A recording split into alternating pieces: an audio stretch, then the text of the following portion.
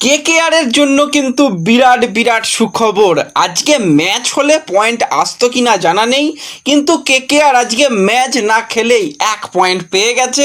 Point টেবিলে লাফিয়ে লাফিয়ে কিন্তু একদম 10 নম্বর পজিশান থেকে 8 নম্বরে উঠে এলো। ভাই কি অবস্থাটাই আজকে কেকেআর এর হতো আমরা শুধু একবার ভাবছি, যে যেখানে সুনীল নারিন নেই, যেখানে বরুণ চক্রবর্তী নেই, এবং তার ওপর টসে জিতে প্রথমে ব্যাট করার সিদ্ধান্ত নিয়েছিল সেখানে ক্যাপ্টেন রাহানে। ভাই কতটা মাথা মোটা হলে এই জায়গাতে ব্যাট করার একটা সিদ্ধান্ত নেয়। গত দিন দেখা গেছে যে কোনো রকমভাবে প্র্যাকটিস করা যায়নি বৃষ্টির কারণে, পুরোপুরি মাঠ কভার দেওয়া রয়েছে, পিচকে পুরোপুরি ঢাকা রয়েছে।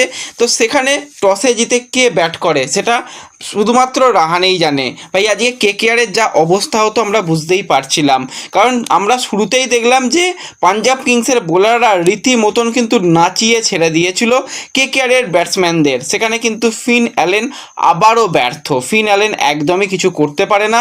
সেখানে মাত্র 7টা বল খেললো, সেখানে 6টা রান করে সে আউট হয়ে গেল। সেখানে কিন্তু জেভিয়ার ব্যাটলে সে ভালো বল করেছে, সেখানে কিন্তু আউট হয়ে যায়।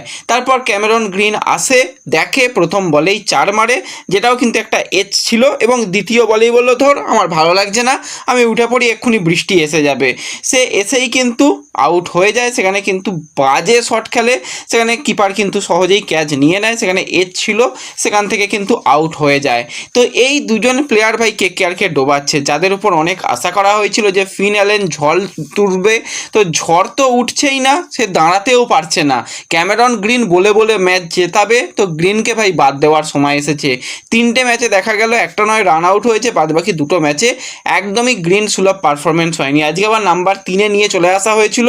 কেকেআর বুঝে গিয়েছিল যে আজকে তো কলকাতায় বৃষ্টি হবে, খেলা হবে না, যে কোনো সিদ্ধান্ত নেওয়া যেতেই পারে। সেখানে সবথেকে বড় সিদ্ধান্ত যেটা, সেটা হচ্ছে সুনীল নারিন, সে নাকি শারীরিকভাবে অসুস্থ, সে আজকে ছিল না। চোটের কারণে বরুণ চক্রবর্তী ছিল না, তাদের দুজনকে বাদ দেয়, এবং সেই জায়গাতে কিন্তু ফাস্ট বোলার হিসাবে নবদীপ সাইনিকে কিন্তু নিয়ে আসা হয়। তো নবদীপ সাইনি ভালো প্লেয়ার, বল করলে কী রকম করতো জানা নেই, যাই হোক তাকে সুযোগ দেওয়া হয়েছিল। এবং আরও একটা ইন্টারেস্টিং ব্যাপার যেটা আমরা বারবারই বলছিলাম, যে এই দলে ফিনিশার নেই, এখানে ফিনিশারের দরকার।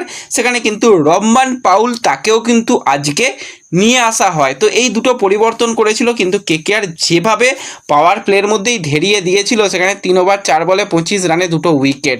এবং পাঞ্জাবের প্লেয়াররা যা বল করছিল, আর্শদীপ তো অবশ্যই 2 ওভারে 16 রান, মানে খুবই একটা ভালো লাইন লেন্থে বল করে গেছে। এবং সেখানে কিন্তু জাভিয়ার ব্যাটলে, সেও কিন্তু ভালো বল করে সে প্রথম ওভারেই 2টো উইকেট তুলে নিয়েছে। তো যাই হোক, বৃষ্টির কারণে কিন্তু ম্যাচ আজকে বাতিল হলো, এবং বাতিল হওয়ার দরুন কিন্তু কেকেআরকে 1টা পয়েন্ট দেওয়া হলো। কিন্তু ম্যাচ হলে কেকেআরের সত্যিই খুবই খারাপ হতো, সেটুকু বুঝতেই পারছি।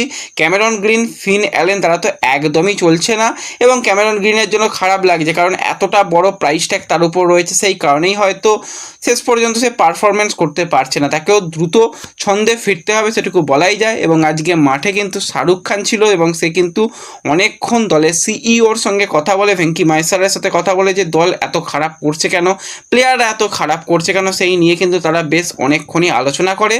তো আজকের ম্যাচ হয়নি, কিন্তু ম্যাচ নিয়ে বা টিম সিলেকশন নিয়ে অনেক প্রশ্ন থাকবে, বিশেষত ক্যাপ্টেনশিপ নিয়ে তো প্রশ্ন থাকতে বাধ্য, যে যেখানে এরকম একটা সিচুয়েশানে কেন প্রথমে ব্যাটিং করার সিদ্ধান্ত। আর ব্যাটিং করতে গিয়ে ভাই কেকেআর নিজেদের পাতা জালে বলতে গেলে নিজেরাই পা দেয়, এবং সেখানেই পরপর 2টো উইকেট হারিয়ে কেকেআর ভীষণ চাপে পড়ে গিয়েছিল। তো যাই হোক, শেষ পর্যন্ত ম্যাচ ক্যান্সেল হলো, এবং পাঞ্জাব কিংস তারা 3 ম্যাচে 5 পয়েন্টে পয়েন্ট টেবিল টপে, এবং কেকেআর কিন্তু 3 ম্যাচে অন্তত 1টা পয়েন্ট এসেছে। তারা কিন্তু পয়েন্ট টেবিলের উঠে এলো একটু উপরের দিকে, অর্থাৎ 7 নম্বর পজিশানে, 8 নম্বর পজিশানে। তো ব্যাস এই ভিডিওতে এটুকুই আপডেট শেয়ার করার ছিল। ভিডিও ভালো লাগলে লাইক শেয়ার করে দিও। দেখা হবে পরবর্তী ভিডিওতে। ধন্যবাদ।